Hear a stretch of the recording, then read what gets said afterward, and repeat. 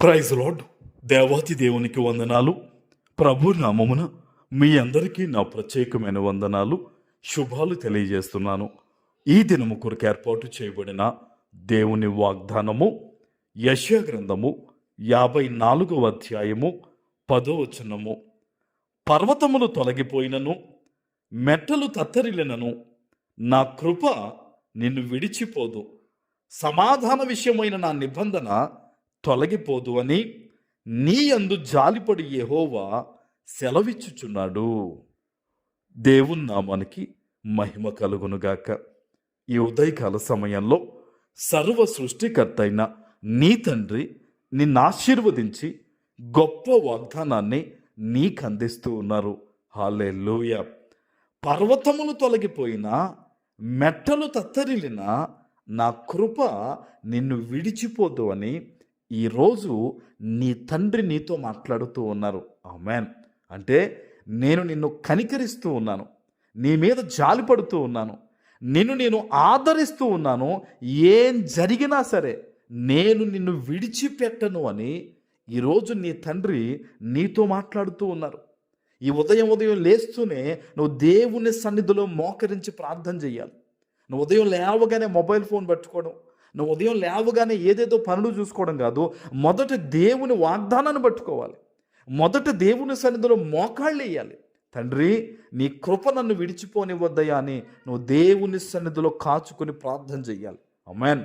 ఈరోజు నేను చూసిన నీ తండ్రి నీతో మాట్లాడుతున్నాడు. మనుషులు నిన్ను వదిలేశారేమో, పరిస్థితులు నీకు వ్యతిరేకంగా ఉన్నాయేమో, నువ్వు ఎక్కడో అట్టడుగును పడిపోయాను నువ్వు అనుకుంటున్నావు. కానీ ఇదిగో, ఏం జరిగినా సరే నా కృప నిన్ను విడిచిపోదు, నేను నిన్ను విడిచిపెట్టనని సర్వోన్నతుడైన నీ తండ్రి ఈరోజు నీతో మాట్లాడుతూ నిన్ను బలపరుస్తూ ఉన్నారు. ఆమేన్.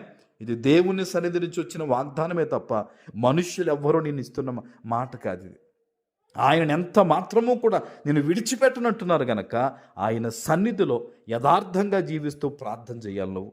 ఆయన అంటున్నారు చూడండి, సమాధాన విషయమైన నా నిబంధన తొలగిపోదు. నేను ఏదైతే నీతో నిబంధన చేశానో, నిన్ను ఆశీర్వదిస్తానని, నిన్ను బలపరుస్తానని, నేను కీడు దూరం చేస్తానని, నీకు సమాధానం ఇస్తానని ఏదైతే నేను వాగ్దానం ఇచ్చానో ఆ నిబంధన తొలగిపోదు, ఎవ్వరూ తొలగించలేరని ఈరోజు మరలా దేవుడు నీతో మాట్లాడుతూ ఉన్నారు.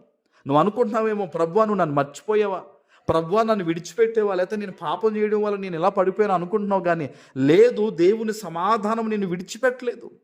నేటికి కూడా దేవుడు నిన్ను ప్రేమిస్తూ ఉన్నారు. ఆమేన్. నువ్వు ఎంత మాత్రమో భయపడొద్దు. ఆయన అంటున్నాడు, నీ యందు జాలిపడే దేవుడు సెలవిచ్చుచున్నారు యెహోవా అంట. ఎవరట? నీ యందు జాలిపడే దేవుడట. ఈరోజు ఇప్పటికీ కూడా దేవుడు నీ యందు జాలిపడుతున్నాడు. నీ ప్రార్థన వింటున్నాడు. ఆయన నీ కన్నీటిని చూస్తూ ఉన్నాడు. నువ్వు దేవుని కొరకు నిలబడుతున్న ప్రతి విషయమును కూడా దేవుడు జ్ఞాపకంలో ఉంచుకున్నాడట. ఆమేన్. అందుకనే అంటున్నాడు, నీ యందు జాలిపడి యెహోవా సెలవిచ్చుచున్నాడని. ఎక్కడి నుంచి ఈరోజు ఈ వాగ్దానం వింటున్నావో ప్రియ దేవుని బిడ్డ, దేవుడు నిన్ను ప్రేమిస్తూ ఉన్నాడు. నేటికి దేవునికి నువ్వు కావాలి. అందుకనే అంటున్నాడు, నేను నీ యందు జాలిపడుతున్నానని. కాబట్టి ధైర్యం తెచ్చుకో. ఈరోజు నువ్వు ఏ పని పూనుకున్నా, ఎక్కడికి వెళుతున్నా, ఏ ఆలోచన చేస్తున్నా, ప్రార్థన చేసుకుని వాగ్దానం నీ పట్ల నెరవేర్చమని ప్రార్థించి నువ్వు పని మొదలుపెట్టు, అడుగు బయట పెట్టు, ఆలోచన చేయి. దేవుడు నీకు తోడుగా ఉండబోతూ ఉన్నారు. ఆమేన్. ప్రార్థన చేసుకుందాం. పరిశుద్ధుడ, ప్రేమ కలిగిన తండ్రి, మీకు వందనాలు. ఈ ఉదయకాల సమయంలో మీరు ఇచ్చిన ఈ గొప్ప వాగ్దానము ప్రతి బిడ్డ జీవితంలో నెరవేర్చి స్థిరపరచమని యేసు నామమున ప్రార్థిస్తున్నాను తండ్రి. ఆమేన్.